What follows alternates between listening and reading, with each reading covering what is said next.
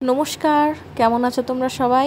পাইলের সংসারের একটি ছোট্ট ভ্লগে তোমাদের সবাইকে স্বাগত জানাই। সবাইকে জানাই শুভ সকাল।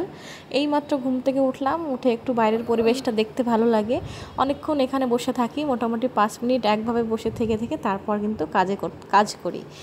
তো উঠে পড়েছিলাম, উঠে যেটুকু কাজ থাকে আর কি, থালা বাসন ধোয়া, ঘরটারগুলো ঝাড় দেওয়া, সেগুলো করে নিয়েছি। করে এখনও কিট্টুসোনা ঘুম থেকে ওঠেনি, তো ভাবলাম যে সব ওর খাবার দাবারগুলো রেডি করি। আজকে আমার বাবুর স্কুল নেই, মানে অনলাইন ক্লাস আছে কিন্তু স্কুল নেই আজকে, যেহেতু ফ্রাইডে। আজকের দিনে ক্লাস কিন্তু হয়, তবে আজকে আছে পিটিএম, মানে পেরেন্ট টিচার মিটিং। তো সেই জন্য ওদের স্কুলটা ছুটি আছে, সেই ছুটিটার কারণে ওদের 1 ঘন্টা অনলাইন ক্লাস করে দেওয়া হবে।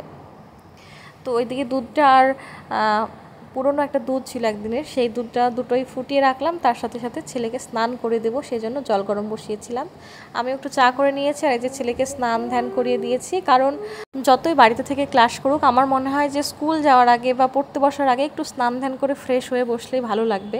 আর 8:30টায় যেহেতু ক্লাস, 8:30 থেকে 9:30, তারপর 11টায় আবার আমাকে যেতে হবে মিটিংয়ে। তো ছেলেকে তো নিয়েই যাবো, একা একা 1-8 ঘন্টার ব্যাপার, কোথায় রেখে যাব। সেই জন্য ভাবলাম যে স্নান ধ্যান করে একদম ওকে খাইয়ে দাইয়ে তারপর ক্লাসে বসাই 8:30টার সময়। ওরও ভালো লাগবে, আমারও ভালো লাগবে। তার সাথে যেই মাত্র ক্লাসটা শেষ হবে তারপর আমি হয়তো কিছু একটু রান্নাবান্না করব, করে তারপর আবার রেডি হয়ে বেরিয়ে যাব। আর আমিও স্নান ধ্যান করে নিয়েছি সকালবেলায়, যেহেতু 6টার মধ্যে উঠে পড়েছি। 6টা থেকে 8:30, মানে 2.5 ঘন্টা টাইমটা অনেক টাইম সকালবেলায়, যদি ছেলে স্কুল যাওয়া না থাকে। তো 2.5 ঘন্টা টাইমের মধ্যে কিন্তু অনেক কিছু করে নেওয়া যায়, সব কাজই প্রায় হয়ে যায়। আর আজকে যেহেতু স্কুল যাচ্ছে না, তাই টিফিন বানানোর ঝামেলা নেই। এই যে দুধ গরম করে রেখেছি, সেই দুধটা ওকে খাইয়ে দেবো, আমি একটু চা খেয়ে নেব। আর এই যে স্নান করে দিয়েছি, চুলটা একদম ভেজে আছে, তো ভাবলাম চুলটা আঁচড়ে দিই, চুলটা আঁচড়ে দিলে চুলটা তাড়াতাড়ি শুকিয়ে যায়। আর বসে বসে ওই যে শুয়ে শুয়ে গামছাটা চিবোচ্ছে, কেন জানি না, অনেক ওর বাজে অভ্যাস হয়েছে।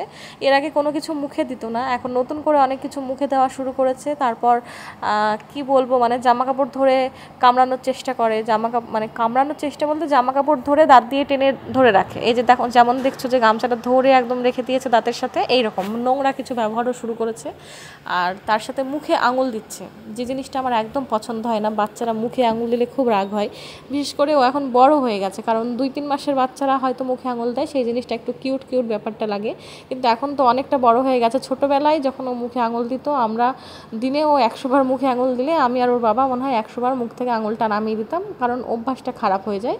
আবার অনেকে বলে নাকি বাচ্চারা অতিরিক্ত আঙুল মানে মুখে দিলে নাকি দাঁতগুলো উঁচু হয়ে যায়, সামনের দাঁতগুলো। এটা কি সত্যি কথা না মিথ্যে কথা বলতে পারবো না, তবে আমারও মনে হয় যে বারবার দাঁতের ওপর প্রেশার, মানে ও তো তখন ছোটো বাচ্চা, দাঁতগুলো তো নরম নরম, ওই ছোটো দাঁতের ওপর যদি প্রেশার দেওয়া হয়, মানে মাড়ির ওপর, তাহলে তো সেটা উঁচু হতেই পারে।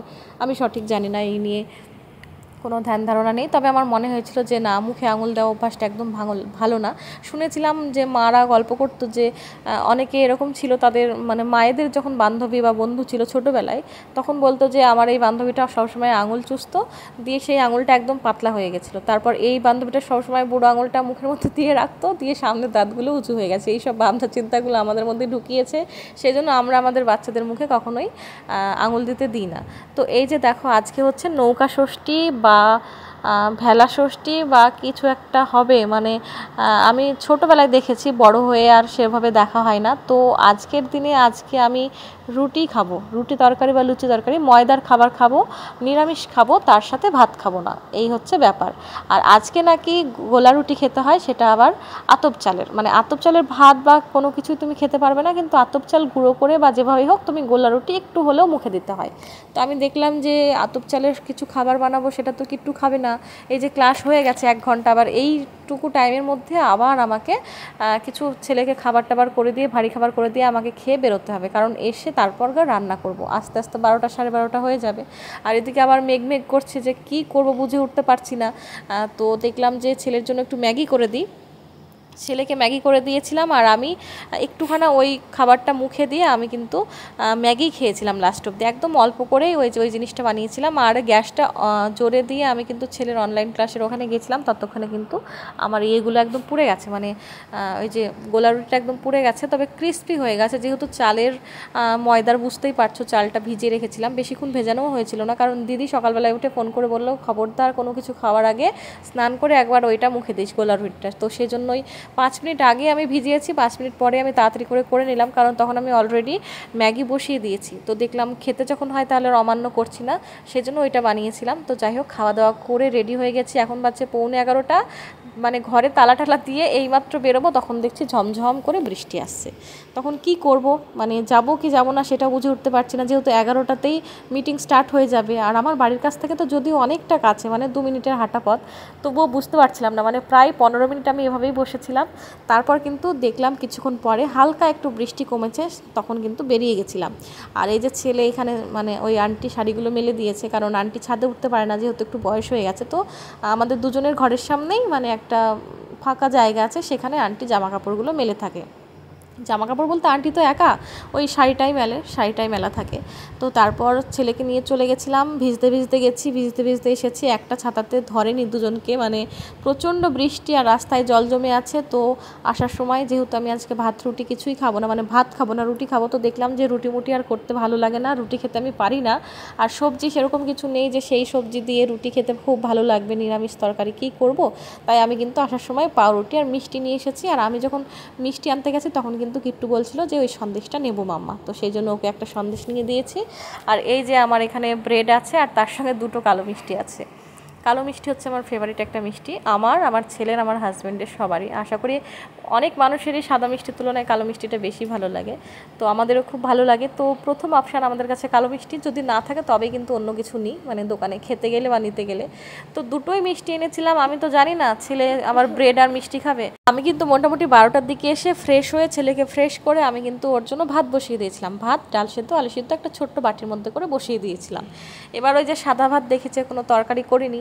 আলু তো খাবে না, আলু ভাজা করলে যে খাবে তাও খাবে না। আজকে মা বলেছে ডিম দিবি না ওকে, মানে আমিষ কোনো খাবার দিবি না। তো আমি কি করেছি, ভাতটা করে বলছে আমি ইয়োলো ভাত খাবো। তো আমি দিদির কাছ থেকে একটু ডাল নিয়ে এনেছি।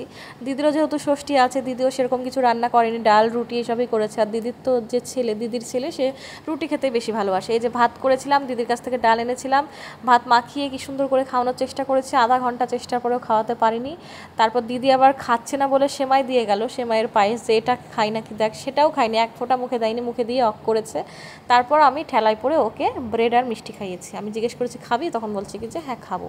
এবার 2টো মিষ্টি দিয়ে যদি ওই খেয়ে নেয় তাহলে আমি কী খাই। এবার 1 সপ্তাহ আগে আমি কিন্তু, মানে ওই ব্রেড মিষ্টিটা খেতে মন চেয়েছিল, সেই সময় আমি 3টে মিষ্টি এনেছিলাম। সেই 3টে মিষ্টির মধ্যে একটা মিষ্টি ছিল 1 সপ্তাহের পুরনো মিষ্টি, আর তার সঙ্গে মিষ্টির রসটা ছিল, সেটা দিয়ে, সাদা মিষ্টি দিয়ে আমি খেলাম। আর কালো 2টো মিষ্টি ও খেয়েছে, একটাই ব্রেড খেয়েছে। তো এখন হচ্ছে ঘুমোবে, খাওয়ার সময় এনার্জি নেই, কিন্তু অন্য সময় বেশ এনার্জি। আর এই যে আমি বলছি তোকে একদম পুলিশদের মতো লাগছে, দারোগা লাগছে, শুধু ভুঁড়িটা নেই তাই।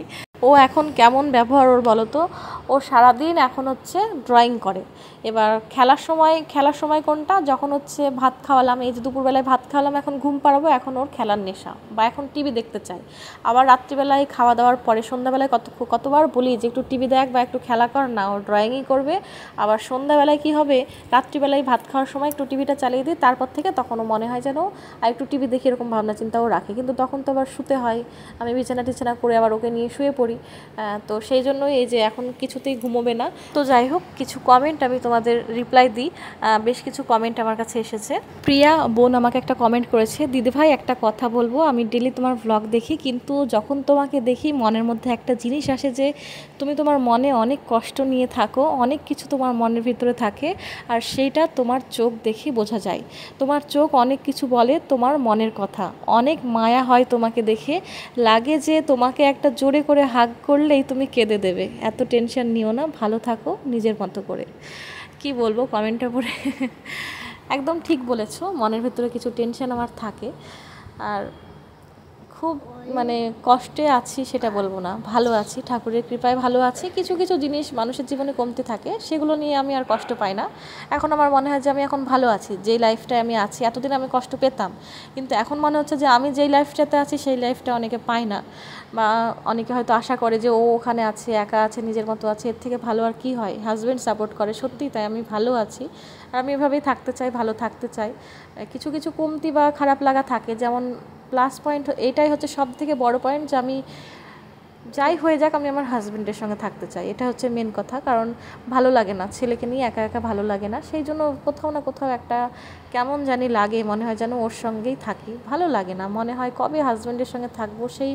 সেই জীবনে একটা যতই কাজ থাকে, দায়িত্ব থাকে, চাপ থাকে, সেই জীবনে একটা আনন্দ থাকে, একটা অপেক্ষা থাকে যে না ও সন্ধ্যা হলেই বাড়ি ফিরবে বা রাত্রি হলেই বাড়ি ফিরবে বা ও আসবে, এরকম একটা ভাবনা চিন্তা থাকে। কিন্তু এই যে দিনের পর দিন একা একা থাকা, যতই আমার গুরুজন বা অন্য কেউ থাকুক বা না থাকুক তাতে কোনো যায় আসে না, কিন্তু হাজব্যান্ড হয়, তার জায়গা কেউ নিতে পারে না। তো সেই জিনিসগুলো আমি মিস করি, খুব প্রচণ্ড পরিমাণে মিস করি।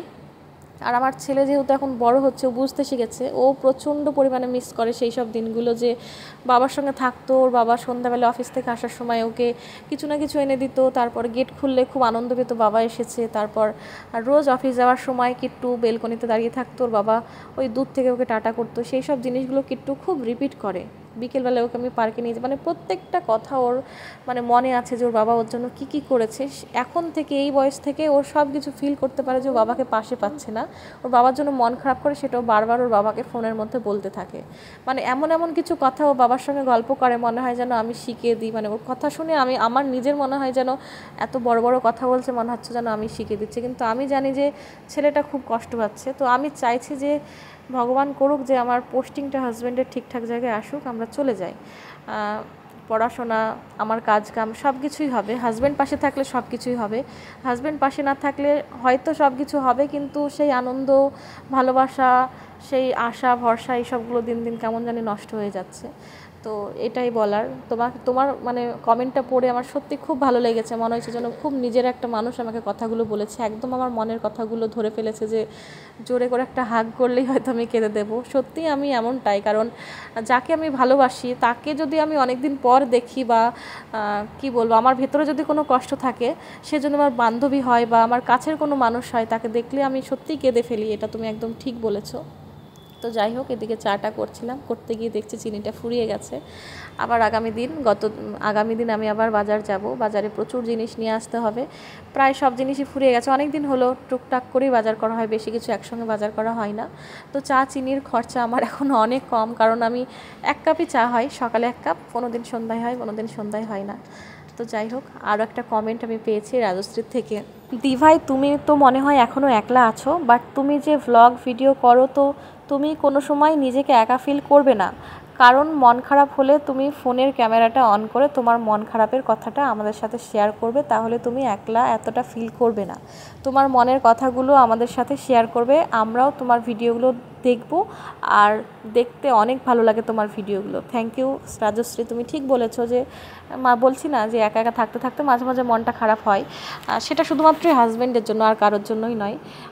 কারণ বুঝতে হবে, কারণ এখন বড় হয়েছি, আমার নিজের একটা সন্তান আছে, এখন বাবা মার জন্য খুব একটা মন খারাপ আমি করি না, কারণ ফোনে কথা হয় তো ওইটুকুই যথেষ্ট আমার কাছে, যে বাবা মা যেখানে আছে ভালো আছে, সুস্থ আছে, সেটাই চাই। সুস্থ যে ওরা আছে সেটুকুই আমার কাছে অনেক। তো বাবা মাকে নিয়ে খুব টেনশনও আমি করি না, বা খুব মন খারাপ আমি করি না, কারণ আমি আমার মতোই। সত্যি কথা বলতে যে সবার জন্য মন খারাপ করি এরকমটা আমার মধ্যে হয় না। আমার যাকে দরকার আমার তার জন্যই মন খারাপ করে, আমার হাজব্যান্ডের জন্যই আমার মনটা খারাপ করে, আর কিছুই না। তো যাই হোক, ছাড়ো সেসব কথা। সবাই বলবে এত হাজব্যান্ড কেন করো। আসলে একা থাকাটা খুব কম হয়েছে, এই প্রথম এইভাবে থাকছি, সেই জন্যই আর কি। মানে হাজব্যান্ডকে ছাড়া থাকাটা খুব কম ছিল। যে সময়টা হাজব্যান্ডকে ছাড়া থেকেছিলাম, কিট্টু হয়েছিল, সেই টাইমটা আমার খুব বাজে কেটেছে। মানে কি বলবো, পরে আস্তে আস্তে সবই তোমাদের সাথে শেয়ার করবো। যেই টাইমটায় হাজব্যান্ডের পোস্টিংটা আসামে ছিল, তো আমি তখন বাড়িতে থাকতাম, খুব বাজে একটা সময় কেটেছে আমার। মানে কান্নাকাটি, মন খারাপ, খুব মানে বাজে পরিবেশ, খুব কি বলবো, মানে বলার ভাষা নেই। তো যাই হোক, ছাড়ো সেসব কথা, যে দিন গেছে গেছে। তো আজকে কি হয়েছে, আমার হচ্ছে বলি তো যে আমার নিচে আমার একটা ভাসুর থাকে, এই যে আমার দাদা সম্পর্কে ভাসুর হয়। তো ওরা যেহেতু নিচে থাকে, তার উপরেই আমরা থাকি। তো এখন একাদিনে ওরাই আমার সঙ্গী, সত্যি কথা বলতে। জেঠুকে চশমা পড়তে দেখেছে, দেখে এখন ওর বায়না যে ওকেও পড়তে হবে।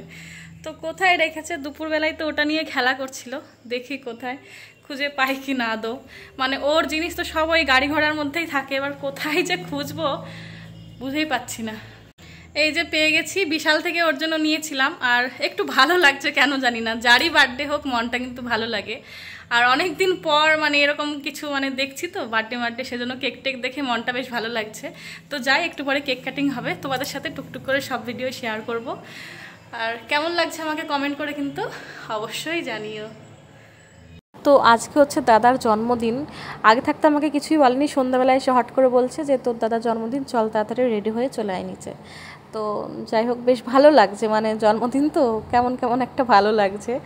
কিছুদিন পরে কিট্টু সোনারও বার্থডে, কিছুদিন বলতে এখন অনেকটাই দেরি। তো ও খুব এক্সাইটেড হয়ে আছে কিট্টু, যে ওর বাবা আসবে, ও জানে যে বাবা আসবে জন্মদিনে। তো যাই হোক, বেশ ভালো লাগছিল নিচে এসে। কিছুই না, মানে ছোট্ট করে একটা অনুষ্ঠান, মানে ওই যে মানুষটাকে ভালো মানে আনন্দ দেওয়ার জন্য, আর কিছুই না। ছেলে আয়োজন করেছে, মানে দাদার যে ছেলে, এতদিন তো দাদা ছেলের জন্য করতো, এখন ছেলে যেহেতু বড় হয়েছে, ছেলে এখন দাদার জন্য করছে। তো কিট্টু কিন্তু ওই যে কেকটার ওপরে এত ওর নজর ছিল, কি বলবো। আমি কিন্তু যাওয়ার আগে থেকে ওকে শিখিয়ে নিয়ে গেছি যে খবরদার কেক খেতে চাইবি না, কেক তোকে কিন্তু দেবে লাস্টে দেবে, আগে কেক কাটিং হবে, তারপর তুই তার আগে কিন্তু কেক খাবো এই কথাটা মুখ থেকে বের করবি না, তাহলে আমি যাব না। অনেক বুঝিয়ে বাঝিয়ে নিয়ে গেছি, আধা ঘন্টা ও নিজেকে কন্ট্রোল করেছে। যেহেতু ছবি টবি তোলা হচ্ছিল, ঘরটা সাজাচ্ছিল, তো অনেকক্ষণ কন্ট্রোল করার পর ঠিক কেক কাটার আগের মধ্যে আরও নিজেকে সামলাতে পারছিল না। কেকের ওপর একটা চকলেট রাখা ছিল, তো তাড়াতাড়ি করে দাদা কেকটা কেটে আগে ওর মুখে চকলেটটা দিয়েছে, তারপর ও শান্তি পেয়েছে যে এখন আর কোনো কিছু খাওয়ার নেশা নেই, একটুখানা কেক খেয়েছে, ওতেই ওর হয়ে গেছে। তো চলে এসেছি, বেশ ভালো লাগলো, নিচে গিয়ে 1-আধ ঘন্টা ছিলাম, কেক টেক কাটা হলো, অনেক ছবি টবি তুলেছি। তো চলে এসেছি, কিট্টু এই যে খেলা করছে, আসার সময় বেলুনগুলো নিয়ে এসেছে। তো এখন একটু খাবার করব, যদিও আমার একটু খিদে নেই, এটা সেটা খাওয়া হলো। তবুও হচ্ছে যেহেতু কিট্টুর জন্য সারাদিন কিছু রান্না আমি করিনি, এবার লুচিটা করলে হয়তো দুটো খাবে। আর আমি যদি ভাবছি যে খাবো না, কিন্তু করলে হয়তো দুটো খাবো, মানে বেশি করব না, দুটো 4টে কি 5-6টার মতোই করবো। তো আমার না খেলেও চলতো, কিন্তু কিট্টু যেহেতু আছে, কিট্টুর জন্য করতেই হবে। তো ওই অল্প করে একটু লুচি, আর দেখি তার সঙ্গে একটু ঝাল ঝাল করে তরকারি খাবো, কারণ একটু আজকে মানে মিষ্টি মিষ্টি খাবারটাই বেশি খাওয়া হচ্ছে। কারণ দুপুরে ওই যে পাউরুটি মিষ্টি খেয়েছিলাম, তখনও মানে কেমন একটা লাগছিল যে মিষ্টি খেতে আর ইচ্ছে করছে না, যে দিদি মিষ্টি দিয়েছিল, তো অন্য খাবারগুলো খেয়েছি, মিষ্টিটা খেতে পারিনি, তো মিষ্টিটা রেখে দিয়েছি। আর এখন একটু লুচি আর ঝাল ঝাল করে আলুর তরকারি বা আলু ভাজা কিছু একটা করবো। বেশ ভালো লেগেছে ওখানে গিয়ে। তো রথি একটা কমেন্ট করেছে, দিদি আমি ফার্স্ট কমেন্ট করলাম, ভিডিওটা খুব সুন্দর হয়েছে। মানে ও কিন্তু আজকে ফার্স্ট কমেন্ট করেনি, মানে কমেন্টের মধ্যেও আজকে প্রথমেই কমেন্ট করেছে, সেটাই বলতে চাইছে। ও মাঝে মাঝে আমাকে কমেন্ট করে, প্রায় প্রতিদিন আমাকে কমেন্ট করে। দিদি আমি কালকে যে কমেন্টটা করেছিলাম, ওই কমেন্টটা রিপ্লাই নেক্সট ভিডিওটা দিও। ঠিক আছে, নেক্সট ভিডিওতে অবশ্যই রিপ্লাইটা দেবো। থ্যাংক ইউ রথি আমাকে কমেন্ট করার জন্য। শর্মিষ্ঠা কমেন্ট করেছে, তুমি অ্যালোভেরার একটা চারা বসিয়ে দাও, প্রচুর অর্গানিক অ্যালোভেরা জেল পাবে, ভালো থেকো। হ্যাঁ, অবশ্যই আমি চেষ্টা করবো অ্যালোভেরার একটা গাছ বসানোর, কারণ আমার সত্যিই দরকার হয়, কিন্তু লাগানো হচ্ছে না। দেখা যাক পোস্টিংটা কোথায় আসে, তারপর আস্তে সুস্তে সবই করব। তো যাই হোক, এই যে রাত্রিবেলায় যেহেতু সারাদিনে আজকে রান্নাবান্না কিছুই করিনি, আমার সাথে সাথে ছেলেটার খাবার দাবারও একটু উল্টোপাল্টা হয়ে গেছে। এখন কিন্তু পেটটা একদম ভর্তি আছে, যেহেতু দিদি নিরামিষ সব খাবারই করেছিল, কারণ দিদি যেহেতু খাবে না, দিদিরও ষষ্ঠী আছে বললামই তো। তো আমারও যেহেতু ষষ্ঠী আছে, তো দুজনেই বাইরের কোনো খাবার খাবো না, তো দিদি ঘরেই নিরামিষ করে চপ টপ সব বানিয়েছিল, মিষ্টি, তারপর কেক টেক সব খেয়েছি। তো পেটে একদম খিদে নেই, জায়গা নেই পেটে যে খাবো, সেই ইচ্ছাটাও নেই। কিন্তু সারাদিন রান্না করিনি, আমার জন্য ছেলেটা স্ট্রাগল করছে আজকে। আমি ভাত টাত খেলাম না বলে ছেলেটারও আজ আমার সারাদিন খাওয়া হলো না। তো দেখলাম যে থাক, আমি খাবারটা করি, ছেলে তো অন্তত একটা হলেও লুচি খাবে, খেয়ে ওর পেটটা একটু ভরে থাকবে। তো সেই কারণেই আরও আর কি লুচি, আর তার সঙ্গে একটু সাদা আলুর তরকারি করছি। কারণ দেখলাম যে এখন বলছি যে খাবো না, কিন্তু 1 ঘন্টা পর আবার খিদে পেয়ে যাবে, কারণ 9টায় যদি খাবারটা খাই, ঘুমোতে ঘুমোতে তো 11টা-12টা বেজে যায়। তো সেখানে 11টা-12টা অবধি না খেয়ে থাকলে খিদেটা পেয়ে যাবে, সেজন্য দেখলাম অল্প করে লুচি করি। তো 6টা লুচি করেছি, অল্প একটু আলুর তরকারি করেছি। ও আচ্ছা, রথি যে আগের ভিডিওতে কমেন্টটা করেছিল সেটা একটু পড়ি।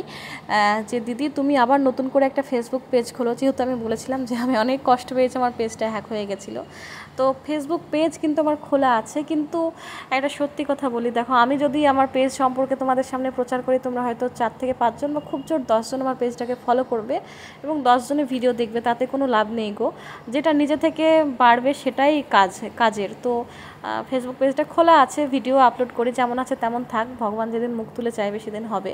তোমরা টেনশন করো না, সব কিছু ঠিক করো, প্রে করো যেন আমি যেই খাটনিটা করছি, যে সারাটা দিন 24 ঘন্টা আমি যেভাবে খেটে যাচ্ছি, তো সেই ফলগুলো যেন আমি পাই, এটুকুই বলবো, তার থেকে বেশি কিছু আশা করি না। আর তোমরা যে এত ভাবছো আমাকে নিয়ে, তার জন্য মানে খুব ভালো লাগছে আমার, খুব মনে হচ্ছে যেন নিজের মানুষগুলোকে কোথাও একটা হারিয়ে গেছিলো, ওই মানুষগুলো কোথাও থেকে আবার নতুন করে খুঁজে পেয়েছি। আমরা সবাই তোমার পাশে থাকবো। তোমার কি ইনস্টাগ্রাম আছে? এবং কোশ্চেন অ্যান্সার ভিডিওটা কবে দেবে? আর তোমার ভিডিওটা খুব সুন্দর হয়েছে।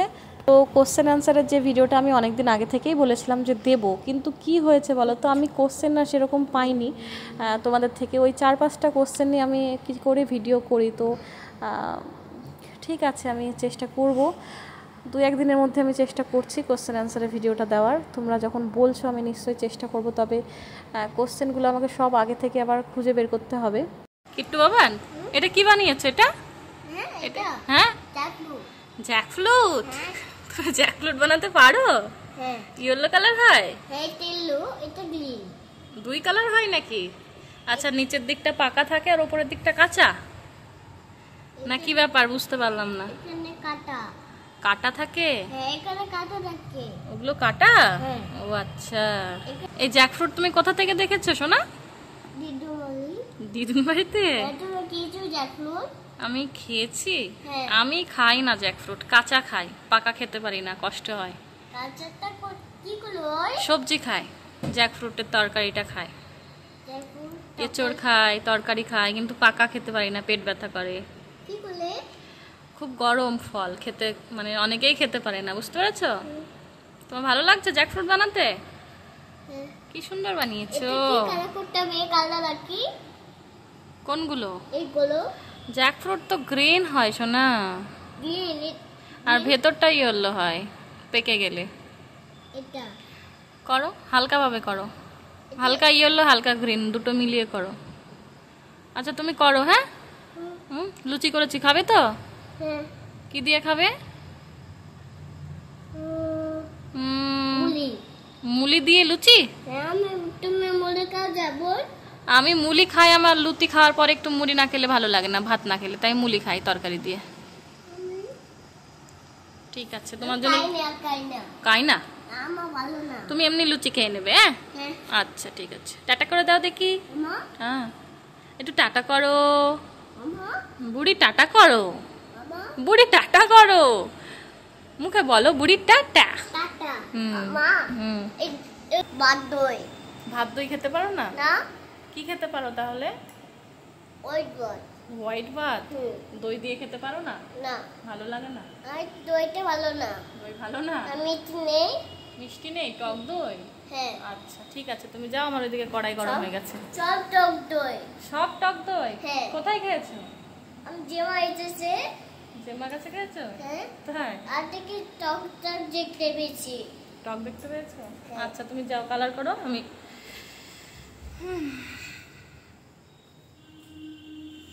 লুচিগুলো সব হয়ে গেছে। এবার এই যে আলুর তরকারিটা এখানে সেদ্ধ করা হয়ে গেছে, কড়াইটা গরম হয়ে গেছে। কড়াই বলতে ওই প্যানে করব, কারণ হচ্ছে ওই কড়াইটাতে তেল আছে, তো এটাতেই করি এখন আপাতত। অল্প একটু তরকারি, একটু ঝাল ঝাল করেই করলাম, কারণ কি একটু আলু কিছু খেতে চায় না, মানে আলুটা ঠিকঠাক খেতে চায় না। ওই মাছের মধ্যে আলু বা মাংসের মধ্যে আলু ভাতের সঙ্গে মাখিয়ে দিলে তবেই খাই, যে আলাদাভাবে তরকারি বা ভাজা খাবে। ছোটোবেলায় তো ভাজা খেতে খুব ভালোবাসতো, এখন একদম আলু ভাজা খাই না।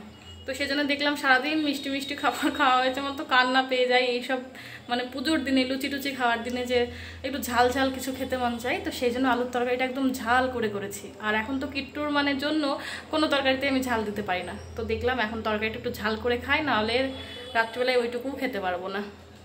টাটা। তো কোশ্চেন অ্যান্সারের ভিডিওর যে কথাটা বলছিলাম, আমি তো কোনোদিন লাইভ করিনি, তো চেষ্টা করব লাইভে আসার। তো খুঁজতে হবে আমাকে, মানে ইউটিউবে দেখতে হবে যে কেমন করে লাইভে আসে। তোমরা লাইভে এসেই অ্যান্সারগুলো কোশ্চেনগুলো করে আমি অ্যান্সার দেওয়ার চেষ্টা করব। আর এই যে এখন তরকারিটা করে নিচ্ছি, তো অনেকক্ষণ থেকেই আমি মানে আজকের ভিডিওটা অনেকটা বড় হয়ে গেছে। চলো 9টা বাজতে চললো, এবার খাবার দাবারগুলো খেয়ে নেব। প্রচণ্ড গরম তরকারি, আর আমি রান্না করলাম না, রান্না করলে এত গরম ধরে যায় না।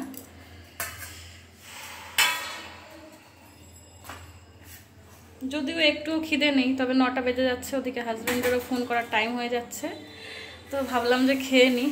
যে রোজ ফোন করে একটাই কথা বলে যে এখনও খাওয়া হয়নি কেন, 8:30টার মধ্যে রাত্রের খাবার খেয়ে নেবে। তো আমাদের খাওয়া হয় না, কারণ আমরা সন্ধে চাই খাই মোটামুটি 7টার সময়। তারপর আর 8:30টার সময় মানে খিদে পায় না, বা কিট্টুকে পড়াই বা দিদি একটু আসে বসে, তো এই কারণেই লেট হয়ে যায়। ঝোল করেছি, তোমরা ভাবতে পারো যে একা মানুষ এত ঝোল টোল করার কি দরকার। আসলে হচ্ছে আমি একটু ঝোল ঝোল না হলে রুটি বা লুচি কিছু খেতে পারি না, অতিরিক্তই ঝোল হয়েছে, কারণ কিছুটা খাবো কিছুটা রেখে দেবো, কাল সকালে মুড়ি দিয়ে খাবো, সেই জন্য ভাবনা চিন্তা করে একটু বেশি ঝোল ঝোল করেছি। আর এই যে লুচি 6টাই করেছি, বেশি করিনি, কারণ সকালে খাবো না। যদিও 2টো থেকে যাবে, কারণ কিট্টু হয়তো একটা খাবে, আমি খুব জোর 2টো খাবো, 3টে, তাহলে 3টে থেকেই যাবে। তো চলো এবার ভিডিওটা শেষ করছি।